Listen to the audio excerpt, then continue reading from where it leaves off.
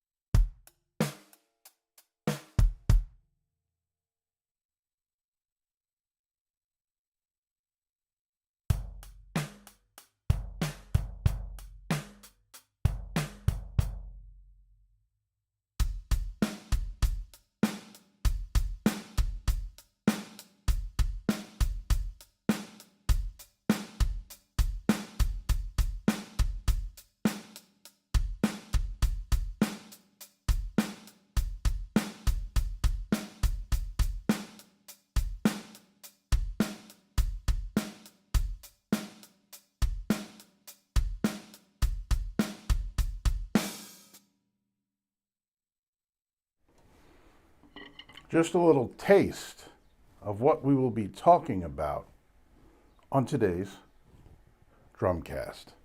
Welcome to the Mark Z Drumcast. I am your host, Mark Zapata. I am the owner and founder of Mark Z Drums. I've been teaching for about 12 years. I've been playing drums since I'm 7 years old. You can do the math. That's a long time. I'm here on the Mark Z Drumcast today specifically to talk about construction. Now, I spent 18 years doing construction for the phone company, and now I do construction in another way. We're not talking about hard labor. We're not talking about hard time. We're talking about constructing our beats.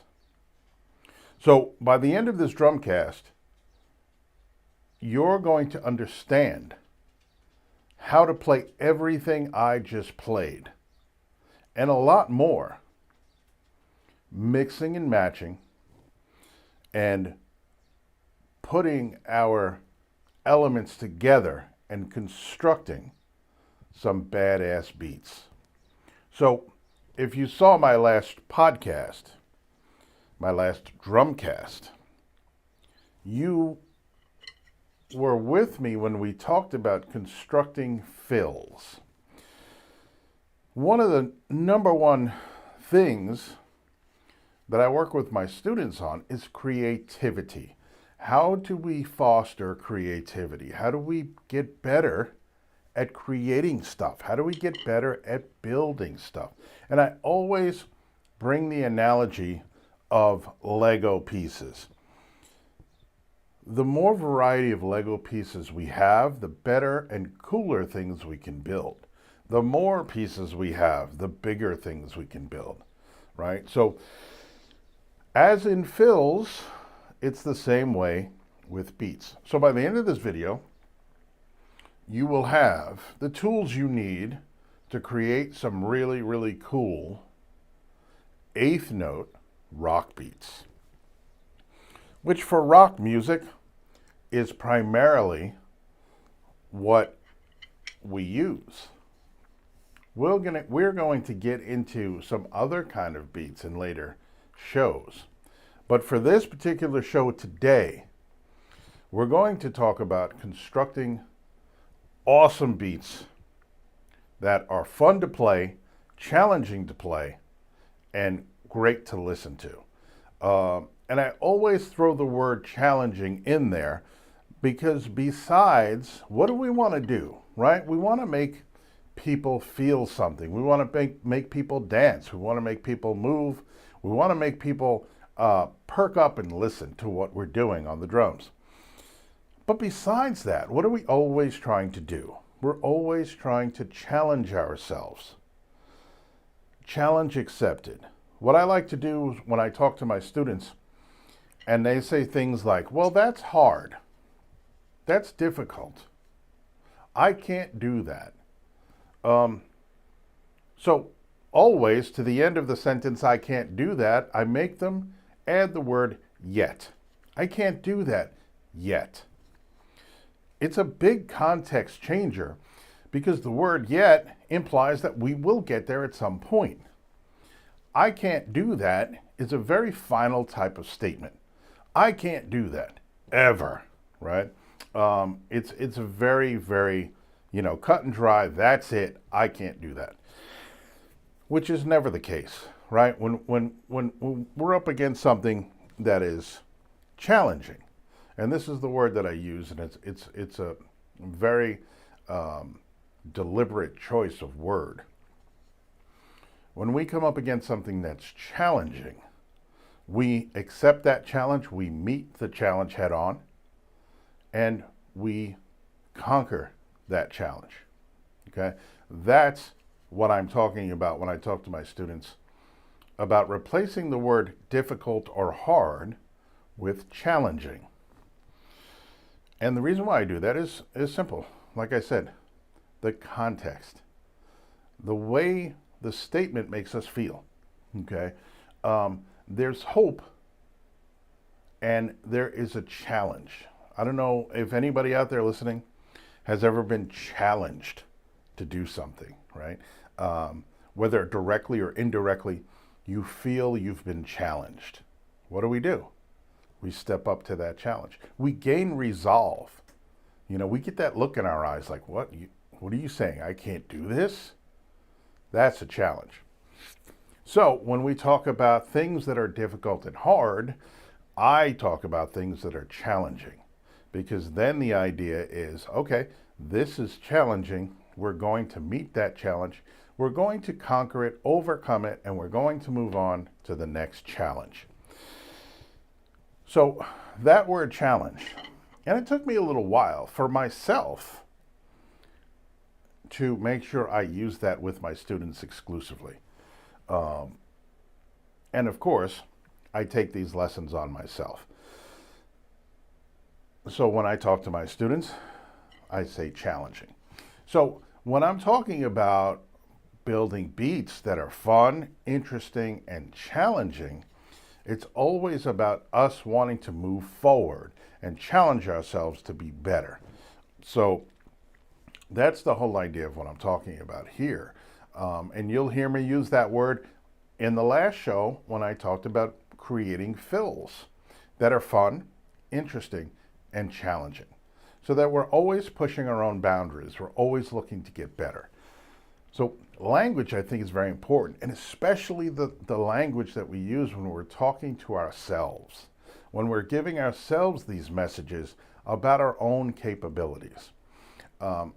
I think that when you say something like, I can't do that yet, that opens the door for hope, that opens the door for possibility. Yeah, because we're going to get there. That's what we're here to do. Student, teacher, that's what we're here to do. We're here to set and accomplish goals. We're here to move forward. We're here to get better. And we're here to increase our own abilities to have fun and to create. Okay, enough about that. The key to what I want to talk about today, which is creating and building rock beats, eighth note rock beats, the key is counting. We have 8 eighth notes that we are working with that we're going to be playing on the hi-hat. If you're not sure about eighth notes, go ahead and find some resources. Go back to some of my older videos on my YouTube channel where I talk about counting eighth notes. I'm going to go over it again here, but if you're really not sure, go ahead and find some of my other videos about counting. But hopefully you'll be able to pick it up here. Eighth notes in this context, in 4/4 time, are going to be worth 1/2 a beat each. So for every beat, of which there are 4 in each measure, from every beat there are going to be 2 eighth notes. There's going to be the 1, and then the one in between 1 and 2, which is the and of 1. There will be the 2. The note that occurs in between beats 2 and 3, which is the and of 2. There will be the 3. the note that occurs in between beats 3 and 4, which is the end of 3. There'll be 4, and then after 4 will be the end of 4, which occurs between beat 4 and beat 1 of the next measure. Okay? So there we have 8 eighth notes on the hi-hat. And I'll keep the drums off for now until we get into the beats. But I will talk to you about the count, which is in even intervals, 1 and 2 and 3 and 4 and. That is the count. That is one measure of eighth notes, hi-hats that we're going to be working with. This is our timekeeper. This is our baseline. This is where everything else we're going to be doing is going to be keying off of. Okay, so here we go. 1 and 2 and 3 and 4 and 1 and 2 and 3 and 4 and 1 and 2 and 3 and 4 and 1 and 2 and 3 and 4 and. There you have 4 measures of 4 beats each, playing eighth notes throughout. Now, let those hi-hats be your guide. Let them be your framework. Let them be your timekeeper. What we're going to do with those eighth notes is we're going to attach either a bass drum or a snare drum, or both in some cases, to one or all of these hi-hats. And I'll show you how we do that with the very first rock beat that we're going to learn.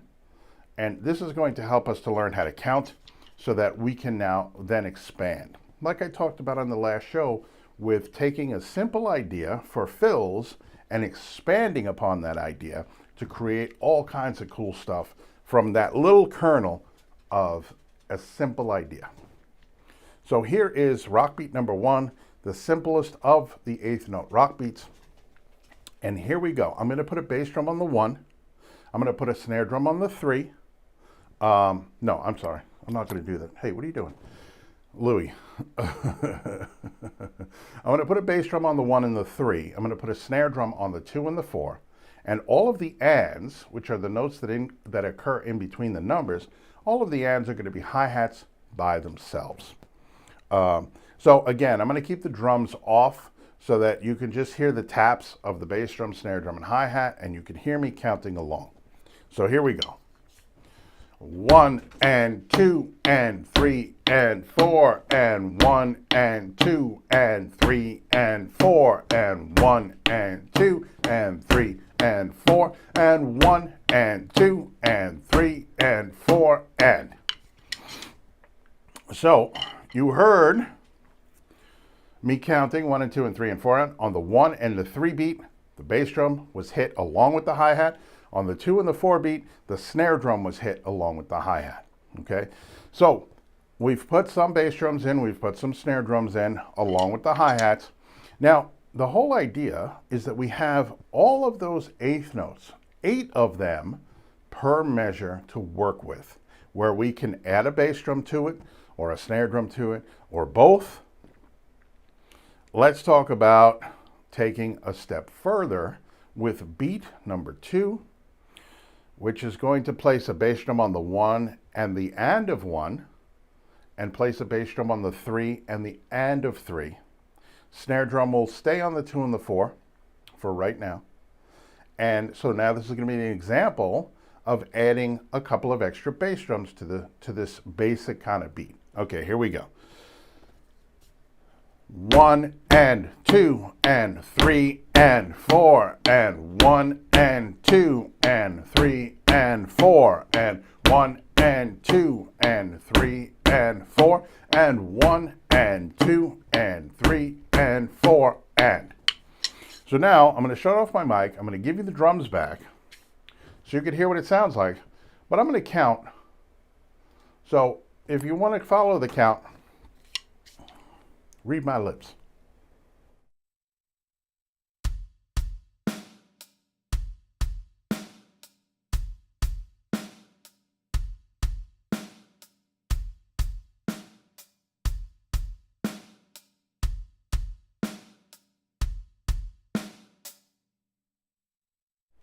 So there you go.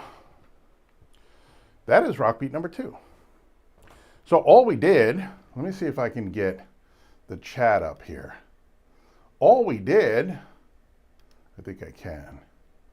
All right, here we go. So if I can see the chat now, if anybody has any questions or any comments or anything like that, feel free to go ahead and throw it up on the chat, and I will try to answer the best I can, because now I can see it.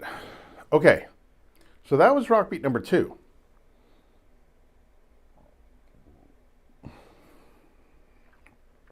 Rock beat number 1 was bass drum on the 1, snare drum on the 2, bass drum on the 3, snare drum on the 4. Rock beat number 2 was bass drum on the 1 and the and of 1, snare drum on the 2, bass drum on the 3 and the and of 3, snare drum on the 4. Okay? Now, we're going to move this around a little bit. And I think in future shows, maybe I'll put up, I think maybe I'll put up like a worksheet that we can talk about as we get further along into this idea of counting rock beats and constructing rock beats based on this count, okay? So here we're going to do a third one. We're going to move these bass drums around a little bit to make them more interesting. Now already, beats 1 to beat 2 got a little more interesting, a little more challenging, a little more fun to play. Fits in with a lot of songs. And here's the other thing too, right? If you're listening to music and you're trying to learn some songs, the more of these rock beats you work on, the more likely it is you're going to recognize these rock beats in a lot of rock songs that you like to listen to. You're going to start to hear a beat and go, oh wow, that sounds like that number 2 beat that Mark Z Drums was talking about. AC/DC Back in Black. Basically the first beat I played, right? Throughout the entire song. You're going to hear in that song, you're going to hear different fills and stops and breaks and things like that. But if you learn that first beat, you could play it right through that entire song to the end and always be on time, because the timing doesn't change. Just some of the fills and the stops and things like that. But the count is always even in 4/4. Now, let's go to the third beat, where I'm going to place the bass drum on the 1, the snare drum on the 2, the bass drum again on the and of 2 and on 3, the snare drum on 4. Okay, so again, bass drum on 1, snare drum on 2, bass drum on the and of 2 and also on 3, the snare drum again on 4. Again, you notice the snare drum hasn't really changed from 2 and 4. It's going to be, yes, Latino World Order. Now, that's great. Okay, so here we go. We're going to illustrate that, and I'm going to count out loud to let you know exactly where these bass drums are going, right? Here we go. 1 and 2 and 3 and 4 and 1 and 2 and 3 and 4 and 1 and 2 and 3 and 4 and 1 and 2 and 3 and 4 and. Why? Okay, I hope that wasn't too overpowering. I was getting a high mic input on my screen.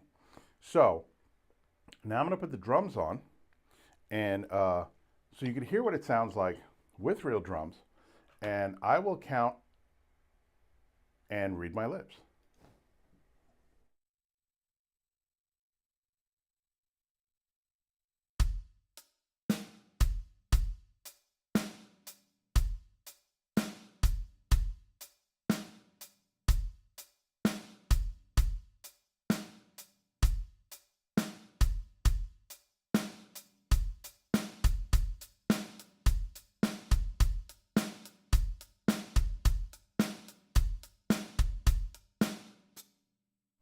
Okay, cool.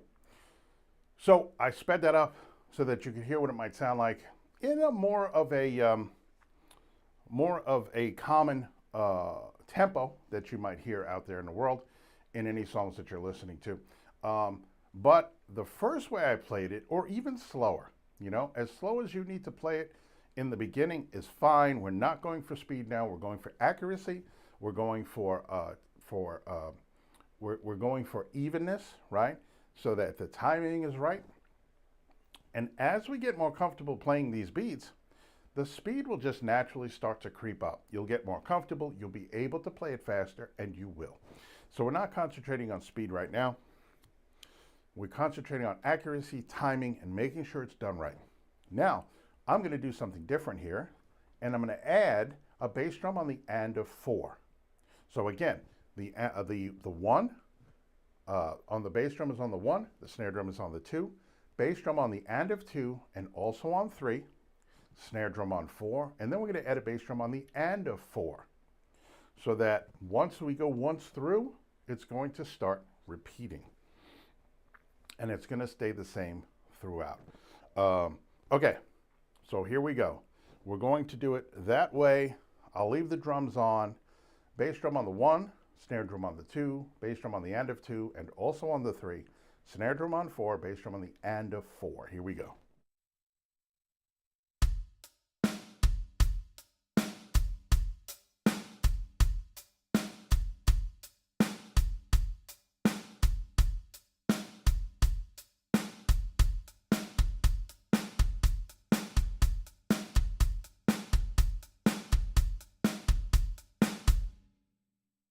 Okay, so there you go.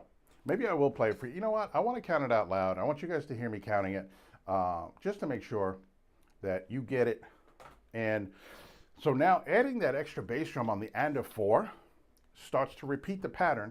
After the first time we play it through, boom, ba boom, boom, ba boom, boom, ba boom, boom, ba boom, boom, right?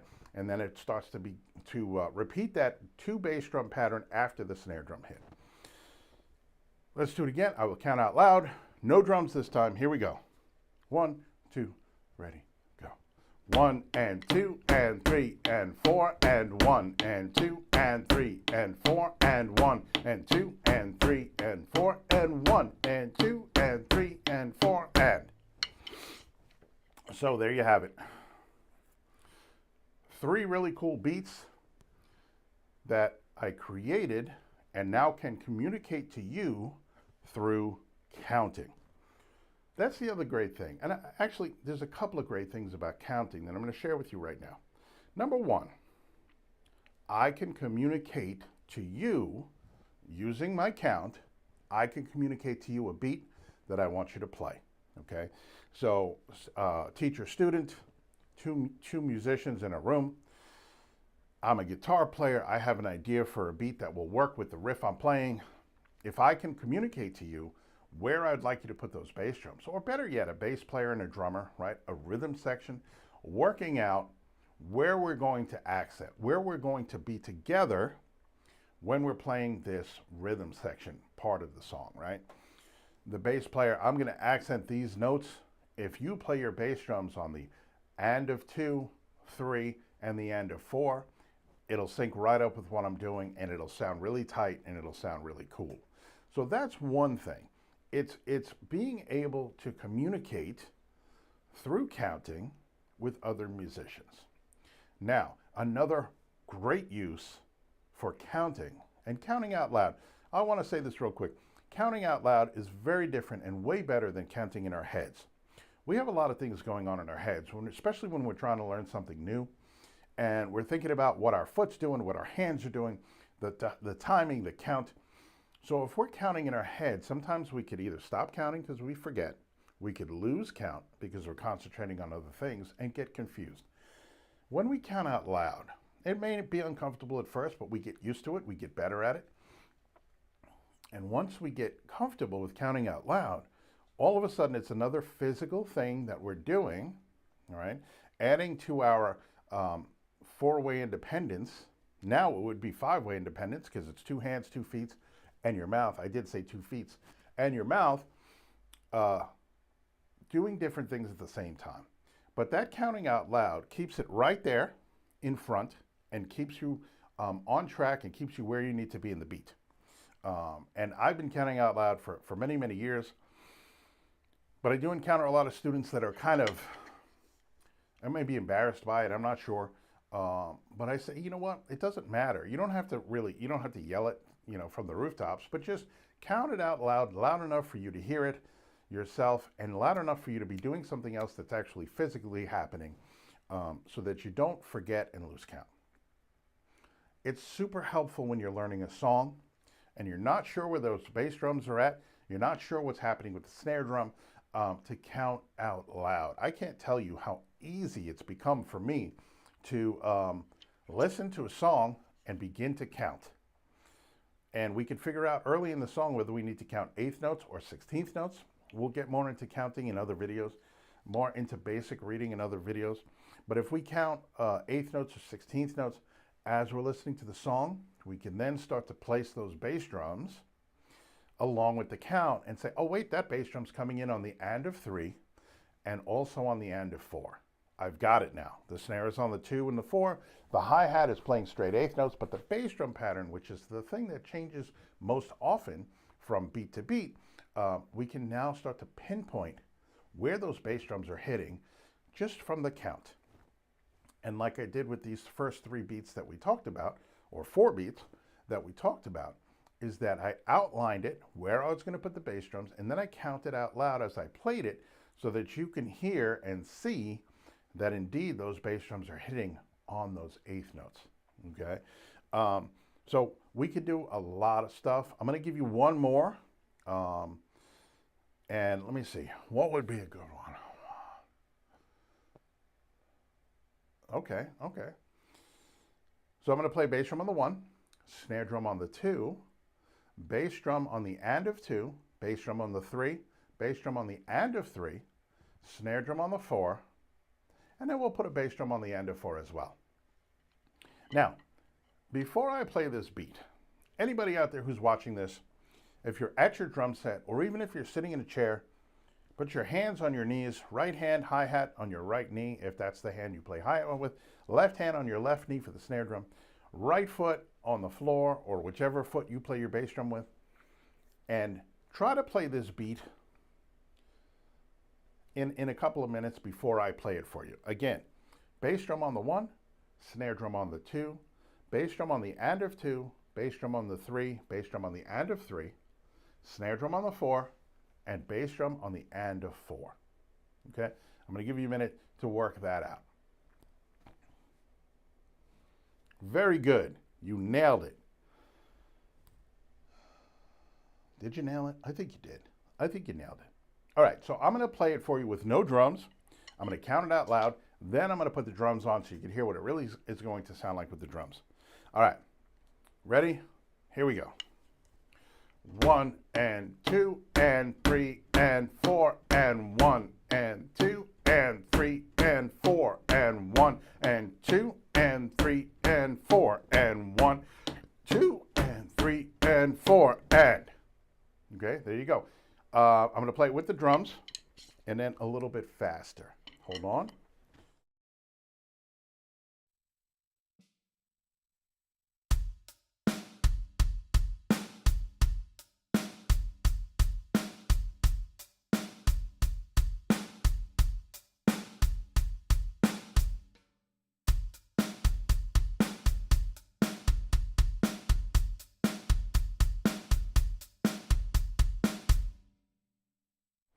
Okay, so there you have it.